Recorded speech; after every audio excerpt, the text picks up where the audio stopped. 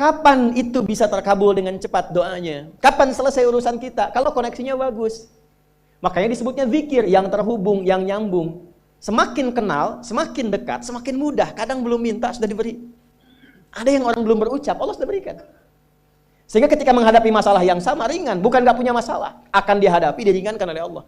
Masalah yang sama, ini sampai ribut, adu argumentasi. Orang ini cuma senyum selesai. Betapa banyak masalah kecil diargumentasikan jadi besar. Akhirnya problem. Tapi tidak sedikit masalah besar dihempaskan di atas sajadah. Ketika koneksinya dengan Allah itu kuat, tiba-tiba hilang seketika, selesai. Makanya Nabi Yakub kalau punya masalah, yang beliau lakukan apa? Dia bentangkan sajadahnya, dia sholat, dia mohon kepada Allah. Itu dilestarikan di Quran surah ke-12 Yusuf ayat ke-86. Aku tuh kalau sedang punya masalah apapun, yang aku bangun konektivitas dengan Allah. Innama ashku bathi wa huzni ilallah. Saya curhatnya cuma sama Allah. Ini Pak, ini bagian pertama.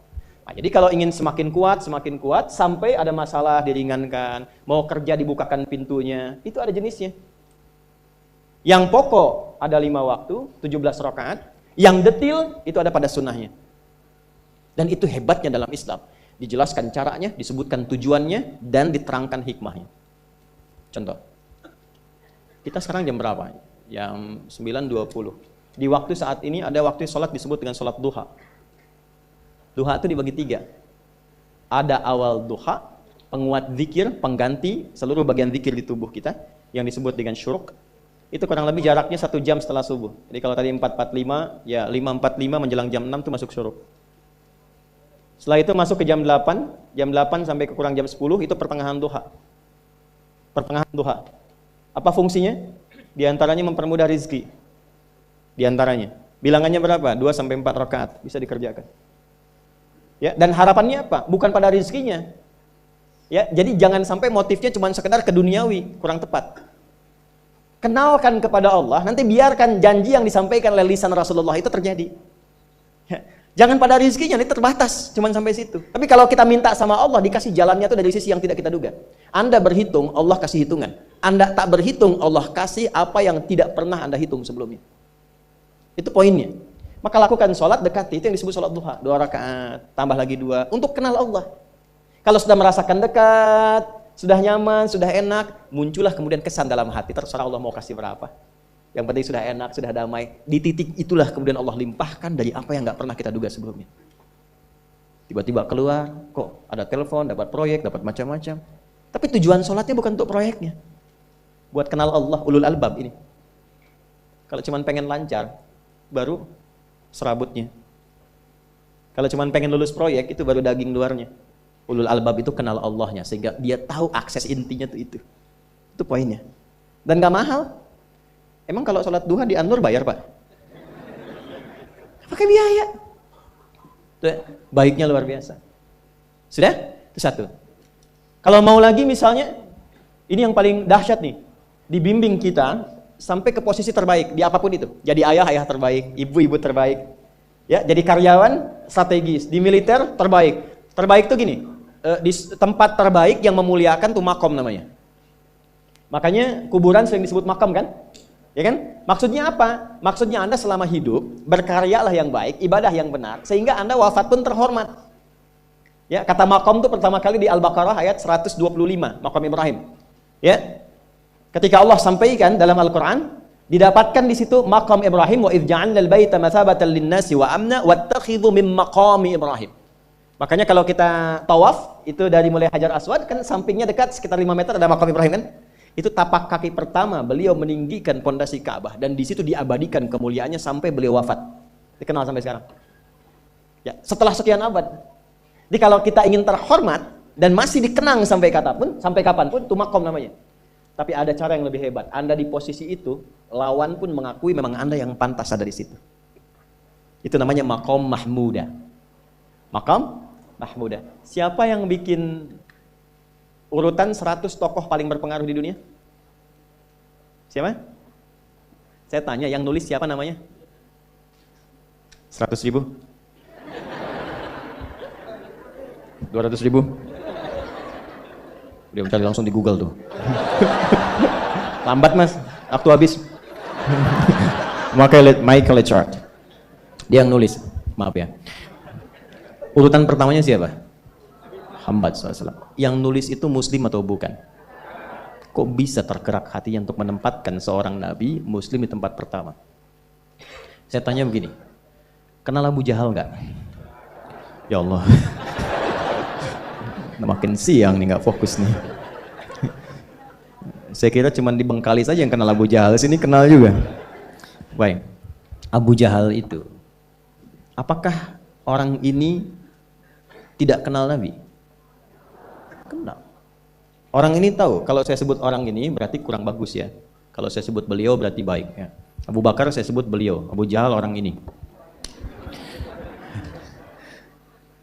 Maksudnya Abu Jahal. Apakah orang ini tidak tahu kalau Nabi itu mulia? Tahu. Nabi unggul. Nabi hebat kan? Jadi mengakui sebetulnya Nabi unggul. Dan gulat dengan Nabi itu dalam olahraga kalah. Dia tahu Nabi itu kuat. Ya. Di dalam cinta juga tahu Nabi paling unggul. Abu Jahal melamar Sayyidah Khadijah ditolak, Nabi nggak lamar, Sayyidah Khadijah minta dilamarin. Ya? Dari sejak itulah dia nggak mau tahu semua yang dari Nabi, pokoknya semua harus jelek. Walaupun dia tahu itu baik. Nggak kenal, sampai nggak menanamkan pada dirinya nggak ingin kenal kebaikan Nabi. Nggak ingin kenal pada sesuatu, itu jahlun namanya. Jadi kalau ada mbahnya yang paling bodoh, yang nggak pengen tahu, itu Abu Jahal namanya. Maka sejak saat itu orang ini disebut dengan Abu Jahal. Tapi Abu Jahal pun itu meyakini kebenaran, kekuatan Nabi, cuman karena iri saja. Gitu. Tapi dia nggak bisa nolak. Menilai seseorang di tempat terbaik yang kita nggak bisa nolak dan mengakui memang dia orang yang terbaik, itu namanya maqam mahmudah. Tahukah Anda? Jalan untuk mencapai maqam mahmudah itu nggak akan mungkin kita dapatkan kecuali mendekati yang punya semua maqam, yaitu Allah Subhanahu wa taala. Dan jalannya lewat sholat. Itu lewat sholat. Tapi karena ini levelnya istimewa, tingkat tertinggi, ya prajurit pengen jadi komandan terhebat yang diakui, nggak ada orang nyoal. Di kepolisian pengen jadi pimpinan yang baik dan semua mengakui sehingga nggak ada yang nyoal. Di perusahaan pengen jadi pimpinan yang ideal, ya semua mengakui, nggak ada yang nolak. Itu maqam mahmudah. Jalannya apa? Ternyata nggak pakai uang, nggak pakai koneksi-koneksi yang tidak jelas. Koneksinya dibangun dengan Allah sehingga Allah melembutkan hati semua orang itu untuk menetapkan dia yang terbaik. Sholat. Karena levelnya tinggi, dinaikkan dari sekedar sholat fardu. Ditempatkan di waktu yang tidak biasa. Butuh pengorbanan, butuh perjuangan. Namanya tahajud. Turunlah Quran surah ke-17 ayat 79 sampai 81 itu. Quran surah 17 ayat 79 sampai 81. Ini poinnya. Wa minal laili fatahajjad bihi nafilatan laka asa ayyab'atsaka rabbuka maqaman. Ini kan terjadi keanehan kan, ironinya. Anda pengen sukses, pengen tertinggi, Anda tahu Allah penentunya, Anda tahu Allah yang punya rizki, Allah punya kekuasaan, tapi Anda nggak mendekati Allah. Terus yang dipakai cara-cara salah, kenapa harus korupsi? Kenapa harus nyogok? Kalau SK-nya nggak Allah tetapkan, nggak akan turun juga. Dan sudah hukum, kalau ayah berbuat maksiat, itu anak istri pasti kena. Itu udah hukum. Makanya saya mohon deh, ya para ayah itu kalau mencari nafkah, cari yang benar. Kasihan anak Anda yang di SD, harus berhenti sekolah. Maaf, bukan anak Anda, maksudnya anak orang lah. Kenapa harus korupsi? Maka ketika ada tawaran sogokan yang gak bagus, tuh yang dibayangkan tuh itu bukan cuma proyek jalan dapat uang banyak, tuh anak-anak tuh bahaya.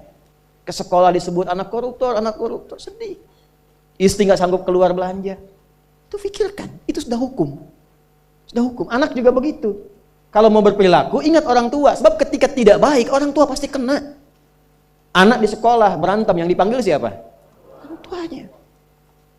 Itu selalu terikat. Di rumah tangga itu selalu begitu. Karena nafas itu terikat.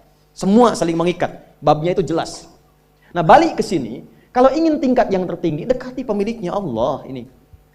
Makanya tuh harus punya itu. Itu ringan kalau sudah punya itu tuh Allah. Saya punya Allah. Kita mau apa? Takut hidup. Tapi ditodong pakai pedang. Siapa yang menyelamatkan Muhammad sekarang? Ringan Nabi jawab, Allah. Jatuh pedang tuh. Dibalik, kamu siapa yang menyelamatkan kamu? Bingung. Dan punya Allah tuh luar biasa. Nah ini yang harus tanamkan pada jiwa. Punya Allah sebagai Tuhan. Kalau sudah dekat, kenal, baik dengan itu, akses mudah semua. Dan yang paling indah itu apa? Menerima apa yang Allah tetapkan. Hari ini nggak dapat, alhamdulillah. Saya masih dikasih jalan. Alhamdulillah besok belum dapat. Ada akumulasi, paham? Paham. Nah itu nggak mungkin bisa dapat rasa itu. Salah satunya, ikhtiarnya apa? Nih tahajud. Dan hebatnya kenapa sholatnya disebut tahajud? Tidak disebut sholat hajat. Ada hajat, ada tahajud, beda. Hajatun, hajada, hajadun, ada tahajjada ya tahajud, tahajud. Beda. Tahajud, tunggu situ aja. Ini sengaja nggak saya hapus nih. Mana staf saya? Oh, foto nih ya. Saya hafal insya Allah. Tenang. Tahajud. Asalnya dari kata hajada, begini, ha, jim, dal. Ditambah ta di depannya, lalu ada tasydid sebelum akhirnya. Nih. Ini akarnya 3 huruf, ha, jim, dal. Hajada itu asalnya bangun dari tidur malam. Tidur dulu, lalu bangun setelah itu. Itu hajada. Pelan-pelan. Paham sampai sini? Kita teruskan. Kalau kita ingin berusaha untuk bangun, mengoptimalkan diri untuk bangun, maka tambahkan tak di depannya. Berusaha untuk mendapatkan atau mencapai sesuatu. Kalau yang kita akan lakukan itu tidak mudah, nggak gampang bangunnya, sehingga butuh rencana, butuh persiapan, ya kan? Maka tambahkan tasydid sebelum huruf akhirnya. Dari kata syiddah, apa yang mau dikerjakan ini nggak mudah. Memang pengen bangun itu jam 3. Tapi kan nggak tiba-tiba ujuk-ujuk bangun jam 3, belum tentu. Ya kan? Kita harus rencanakan dulu supaya bisa bangun, saat bangun tuh siap, bukan cuma bangun. Bangun jam 3, sholatnya 4:30, ya kan jauh. Maka untuk bangun jam 3 itu butuh persiapan, nih syiddah. Maka rencanakan, pasang alarm 3 kali. Misal yang ikhtiarnya jam 2, jam 2.15, jam 2.30. Alarm jam 2 untuk mematikan alarm yang kedua. Gitu kan? Yakin saya Anda kalau pasang alarm malam tuh nggak satu, yakin? Bangun, ceklek, mati. Minimal ingat akan ada alarm berikutnya kan? Nah itulah tak. Allah itu sudah tahu modus-modus kita itu. Karena Ali Maha mengetahui. Detailnya kan kita lakukan kan Allah sudah tahu. Alarm yang kedua membangun kesadaran paripurna. Peringatan kedua. Kalau pengen bangun, enggak tertidur. Maka ketika sampai pada alarm ketiga, sudah sadar kita. Oh. Apa-apa Bu, alhamdulillah. Lebih baik telat daripada enggak sama sekali. Bangun. Nah ini. Kalau kita tarik ke implementasi hidup, pengen level tertinggi itu butuh perjuangan. Latihan dulu, ya kan? Menguras fisik, energi, tenaga, biaya, hasilnya indah. Tapi ada jalan cepat untuk mendapatkan itu. Nih aksesnya bangun kepada Allah. Gitu. Kalau kita tingkatkan ini, itu luar biasa. Jadi itu. Jadi. Nah, kalau ini terus ditingkatkan, terus tingkatkan, nanti membangun value yang terasa. Ada nilai-nilai yang terasakan, kita merasa lebih dekat dengan Allah. Yang biasanya tadi dipanggil azan baru ingat sekarang, baru selesai subuh udah ingat isya. Nanti isya bagaimana, gitu kan, urutkan. Tapi tetap zuhur juga, zuhur, asar, maghrib, isya. Waktunya kenal, jam berapa. Bahkan dipetakan, saya nanti akan ke sini, masjid yang terdekat di situ. Jadi lihat peta itu, ya lihat peta jalan, saya nggak sebut nama supaya nggak endorse. Itu lihat peta jalan, itu dia petakan, saya akan sampai di situ jam berapa, durasinya berapa, masjidnya di mana. Kalau tertinggal di situ, di sini saya sholat Jumatnya. Sampai ke situ. Nah, value yang membuat kita semakin meningkat dekat dengan Allah, itu takwa namanya. Takwa. Disebutkan sebanyak 240 kali dalam Al-Quran. Nah, intinya itu ini nih, di jiwa takwanya. Kalau ini sudah ada, Allahu Akbar. Silahkan Anda keluarkan semua kata-kata takwa di Quran. Tidak ada kecuali yang indah semuanya. Quran surah 65. 65 itu babnya bab tolak. Surahnya At-Tolak. Tolak itu persoalan terbesar di rumah tangga. Nggak akan bisa terjadi yang demikian itu kalau ada takwa di dalamnya. Nyambung. Kalaupun mesti terjadi, itu spirit takwa mengarahkan pada yang terbaik. Makanya di ayat kedua di ujungnya, sampai ke ayat 3, apa yang terjadi? Di rumah tangga itu kan cuma 2 babnya. Satu masalah dari komunikasi, yang kedua materi. Perhatikan. Wa may yattaqillaha yaj'al lahu makhraja wa yarzuqhu min haitsu la. Siapapun yang mampu meningkatkan takwanya kepada Allah, pakai man tuh, setiap personnya. Suami, istri, ayah, ibu, anak, satu keluarga mencoba meningkatkan takwa. Dia tahajud, bangun semua ingatkan. Bangun semua tahajud, salat duha, yuk ingatkan dimanapun. Alhamdulillah. Apa yang terjadi ketika dilakukan? Apa jawab Allah? Yaj'al lahu makhraja. Enggak pakai alif lam, makhraja. Masalah apapun yang engkau alami. Suami berangkat ada masalah. Ada masalah umum yang semua orang mengalami itu. Tapi yang ini enggak. Kena macet, ada macet, dia mau berangkat, tiba-tiba diarahkan, jangan lewat situ Pak, macet, Bapak kesini aja. Ya. Pak ikut kami saja Pak, tiba-tiba patwal datang, ayo ikut. Ya, itu bisa terjadi. Wa yarzuqhu min haitsu la yahtasib, bahkan rezekinya pun itu datang dari sisi yang enggak diduga. Enggak nyangka ya, emang enggak disangka-sangka datangnya. Ya, habis sholat, tiba-tiba telepon masuk, belum selesai proyek ini ada permintaan itu. Beda istidraj dengan takwa itu lain. Kalau istidraj itu bertambah tapi lupa Allah. Hati-hati. Proyek nambah, sholat lupa. Hati-hati. Hati-hati ya. Pekerjaan menambah, omset nambah, tapi nggak pernah bisa ngaji. Nggak pernah mampu sholat. Hati-hati itu. Dan paling bahaya kalau itu nambah terus sehingga membuat lupa semua ibadah. Itu istidraj namanya. Istidraj. Ancamannya akhirat tuh, hati-hati. Segera ingat, segera ingat. Tapi kalau semakin nambah, semakin ingat Allah, itu anugerah.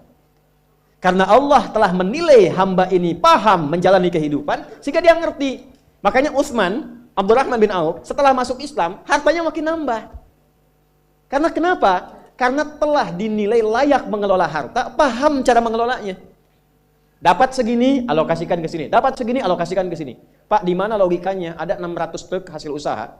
Bapak punya 600 perusahaan. Satu perusahaannya itu bergerak di bidang misalnya logam mulia. Ya, ada emas, ada berlian, ada macam-macam dan sebagainya. Satu kali Anda berhasil mendapatkan kurang lebih 600 truk logam mulia di dalamnya. Mau datang kemudian ke tempat Anda di jalan. Tiba-tiba apa yang terjadi? Ada komen tetangga kepada Anda. Misal, komennya nggak langsung, cuma ke teman tetangga Anda dengar. Waduh, Pak Asep hisabnya luar biasa kayaknya. Hisabnya, bukan berliannya. Hisabnya luar biasa, terus nyampe di telinga Anda. Kira-kira ketika mendengar itu respon Anda apa? 100.000? Bingung kan? Bingung. Lihat Abdurrahman bin Auf, jazakallah khair. Datang 600 kafilah pakai unta. Isinya semua emas, berlian, perak, macam-macam. Heboh Madinah, bum bum bum bum bum bum bum. Tiba-tiba Sayyidah Aisyah komen radhiyallahu ta'ala anha. Beliau kan yang terdekat dengan Nabi, satu istri Nabi SAW. Jadi kalau sudah ring satu Nabi, ada yang komen, kita tuh cuma 3 sikapnya. Like, share, and subscribe. Gak usah ikut komen lagi. Sukai, share, subscribe. Ikuti jalannya. Apa komennya? Secara singkat, kama qalat. Aku pernah mendengar Nabi SAW mengatakan, Abdurrahman bin Auf itu agak lambat hisabnya. Ya, selambat-lambatnya cepat juga dibanding kita kan? Ya? Maksudnya apa? Ingin menggambarkan betapa banyak kekayaannya. Scan, checklist, semua. Ketika mendengar komen itu, apa kata Abdurrahman bin Auf? Saya jadikan semua yang baru datang itu saya sedekahkan semua untuk orang Madinah. Supaya mempercepat hisabnya itu. Saya sedekahkan semua. Bisa nggak begitu? Coba lihat handphone antum itu.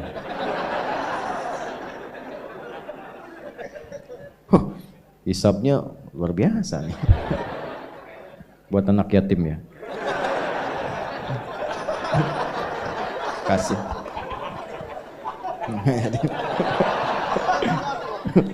Antum yatim itu kalau belum balik. Ini udah bisa nyari sendiri. Dari perjalanan yatim itu butuh perhatian, banyak di luar anak-anak yang masih butuh perhatian. Buat yatim ya.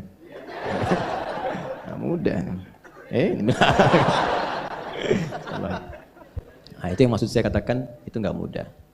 Tapi kalau kita diberikan anugerah oleh Allah, pandai mengelola sesuatu sesuai dengan kehendak Allah, ini kasih semua. Udah ya? Nah ini, ya jadi sekarang saya cuma pesan 2, nggak banyak-banyak. Sholat sama Quran. Para orang tua sehari, sehalaman aja nggak apa-apa, nggak usah banyak-banyak, 1 halaman. Atau berapa ayat, yang penting ngaji. Yang penting ngaji, nanti lihat berkahnya. Dan jangan cukupkan pada yang 5 ya. Ya, ini bukan hukumnya wajib, bukan. Yang wajib tetap 5 waktu. Kalau bisa naikkan, walaupun mungkin 2 rakaat malamnya. Witir 1 rakaat. Atau duha ambil salah satu. Rawatib misalnya. Itu konsisten kan? Istiqomah di situ. Nanti lihat apa yang terjadi. Demi Allah saya katakan, kalau mau coba tuh gini ya. Hari ini Anda baca 1 halaman Quran. Sholat tambah. Besok naikkan 2 halaman. Nanti lihat keberkahan hari ini dengan besok pasti terjadi perbedaan. Setiap Anda baca lebih banyak akan terjadi perubahan kehidupan di hari itu. Gak percaya silahkan. Karena yang jamin langsung pencipta kita. Begitu kita dekati Quran, kehidupan akan berbeda. Begitu konsisten sholat, akses dibuka. Nah, kalau ini sudah dilakukan dengan baik, muncullah jalan yang kedua. Jalan inilah yang diberikan tandanya lewat surat An-Naba. Ini baru kita nyambung ke An-Naba setelah 2 jam. Apa itu? Yang pertama itu jalan zikir, alladzina yadhkuru tadzakur. Yang kedua jalan tafakkur, wa yatafakkaruna fi khalqis samawati wal ard. Rabbana ma khalaqta hadza batila subhanaka faqina benar. Yang pertama tadzakur dengan zikir, bentuknya amaran ritual. Yang kedua tafakkur, menjadikan semua objek kegiatan lillah. Wa yatafakkaruna fi khalqis samawati wal ard. Kalau zikirnya sudah mantap, maka dampaknya ada ke fikir. Karena fikirannya akan dibimbing oleh jiwanya. Maka dia merencanakan semua kegiatannya bukan hanya untuk difikirkan, tapi juga dizikirkan, diniatkan untuk mendapat ridha Allah, untuk melancarkan visi hidup dia sampai pulang. Makanya kalau Anda baca sampai ayat 200, di situ lengkap sekali. Jangan cuma dunia, nanti ke akhirat bagaimana, dihisab bagaimana, ini ada ancaman neraka kalau nggak siap bekal. Teruskan coba ayatnya. Ya, wa yatafakkaruna fi khalqis samawati wal ardi rabbana ma khalaqta hadza batila subhanaka faqina rabbana innaka man tudkhilin nar faqad akhzaita wa ma lidh-dhalimin min. Ini yang nggak punya visi hidup, yang hidupnya bukan tadzakur, bukan tafakkur. Silahkan kata Allah, tapi innaka mayyit, kamu akan meninggal. Silahkan kumpulin harta, naikin jabatan, nyogok, suap, silahkan aja, pilihan. Tapi Anda terancam pulang dalam keadaan hina. Innaka man tudkhilin nar faqad akhzaita. Makanya kita bertekad, ya Allah bimbing hamba supaya pulang gak hina. Gak mau hamba dihinakan di hari kiamat. Sekarang kita salah, yang lihat 1-2 orang atau bisa disembunyikan. Di hari kiamat diungkap, semuka langit dan bumi tahu siapa Anda. Saya ini masih banyak aibnya, cuma Allah tutup. Tutup, tapi di akhirat tuh semua kalau nggak kita tutupi sekarang dengan Allah, dibuka. Maka selesaikan semuanya. Setelah itu apa? Rabbana innana sami'na munadiyan yunadi lil imani an aminu bi rabbikum fa'amanna. Itu kezikir. Ya Allah, kami sadar selama ini kami berusaha, bekerja, beraktivitas, belajar, ada yang salah arah nih. Kami cukupkan untuk dunia saja, padahal kami sadar setelah dunia ini masuk ke alam kubur, setelah alam kubur dah hisab. Cuma 2 akhirnya, surga atau neraka. Saya sadar ya Allah, saya akan rubah visi hidup saya mulai hari ini. Saya siapkan aktivitas kehidupan saya bukan cuma untuk dunia, tapi visinya sampai akhirat. Gimana Allah ridha? Pekerjaannya tetap. Anda tetap di kantor juga, yang di militer-militer, di kepolisian-polisian, yang kerja-kerja, yang bertani-bertani. Cuma visi hidupnya apa? Sudah sampai akhirat. Gimana caranya kerja tidak menyakiti orang, tidak menipu, tidak menyogok, sholat masih terjaga, baca Quran masih bisa dilakukan. Toh meninggal juga. Kalau Allah berikan, saya tata. Dapat harta, belajar fikih harta. Belajar. Sehingga tahu mengelolanya. Oh, ini untuk keluarga, Quran surah 4 ayat 34. Oh, ini yang zakat, Quran surah 9 ayat ke-60. Ini yang infak, Quran surah kedua ayat 215. Ini yang umum, Quran surah kedua ayat 261. Keluar semua. Sehingga saat mendapatkan harta itu sudah paham kemana ditempatkan. Saat hisab ditanya, dari mana didapatkan, kemana kamu keluarkan? Jawabnya ringan. Ya Allah, Engkau yang maha mengetahui. Aku dapatkan dengan seperti ini, aku keluarkan sesuai dengan perintahmu. Dibuka filenya, tampakkan, CCTV dibuka, keluar. Benar. Checklist, ping. Udah, cepat masuk surga. Ya Allah, Engkau maha tahu. Dari mana aku dapatkan? Kemana aku keluarkan? Buka filenya, keluar. Salah. Neraka. Hidup coba begitu. An aminu bi rabbikum. Selama di dunia diseru fa'amanna. Kita sadar ada yang salah. Rabbana faghfir lana dzunubana wa kaffir 'anna sayyi'atina wa tawaffana ma'al abrar. Rabbana wa atina ma wa'adtana 'ala rusulika wa la tukhzina yaumal innaka la tukhliful. Sampai sini aja itu udah visi hidup. Ya Allah, kemarin banyak yang salah. Saya mau tata lagi. Ibu merawat anak karena cinta anak atau karena Allah? Masa?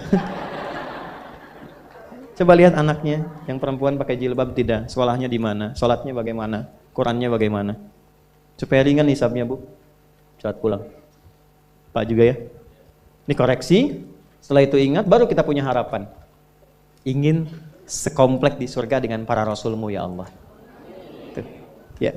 Tadi kan, rusulika wala tukhzina yaumal qiyamah. Kami pengen sekomplek seperti yang kau janjikan.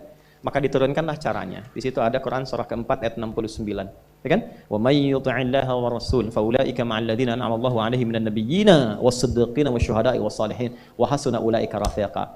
Siapa yang pengen sekomplek dengan semua nabi yang pernah bertugas di bumi, maka taati Allah dan Rasulnya. Jadi 3 golongan selain nabi. Siddiqun, orang yang membenarkan tuntunan kemudian dia kerjakan. Syuhada, orang yang berjuang hidupnya untuk menaati Allah lalu wafat. Salihin, jadi orang soleh, yang penting jaga konsisten dalam kebaikan. Nah, kalau itu sudah dapat, kemanapun Anda beraktivitas, ingat Allah. Itu yang dimaksud, alam naj'alil arda mihada wal jibala wa khalaqnakum wa ja'alna naumakum wa ja'alna al-laila wa ja'alna an-nahara wa banayna fawqakum sab'an. Nah, perhatikan baik-baik, itu runtut semua. Jadi Anda yang kembali riset, lihat gunung, yang di geologi, yang ditambang, yang apa, ingat Allah. Sehingga nggak mungkin nambang sembarangan. Ya kan? Kemudian apalagi yang bekerja siang malam, siangnya bekerja, ingat Allah. Rebahan, berbaring, wa ja'alna laila libasa, ingat Allah. Lihat pasangan, wa khalaqnakum azwaja, lihat istri titipan Allah, lihat suami titipan Allah. Maka bikin pikiran, direnungkan. Sampai hari kiamat, makanya nanti sampai ayat 40 itu suasana hisab. Ya, sebuah sampai ke ujung. Sampai ke ujung. Sampai ayat 40 suasana akhirat. Enggak ada yang bicara, la yatakallamuna illa man adzina lahu rahmanu wa qala. Sampai di ujung, sampai hisab. Nah, kalau ingin bikin visi hidup sampai kiamat, jangan cuma dunia, siapkan sampai pulang. Itulah intisari surat An-Naba itu. Ya, sampai ke ujungnya. Jadi pada intinya adalah lakukan yang bermanfaat, rubah cara hidup kita. Setelah itu dekati Allah dengan tadzakkur, terapkan dalam tafakkur di semua bagian aspek kehidupan kita. Jadi apapun Anda, nggak dicegah. Mau jadi pilot silahkan, jadi insinyur silahkan, ya. Mau jadi menteri, jadi pejabat, di militer, di polisi silahkan. Value takwanya kita keluarkan. Yang penting takwanya.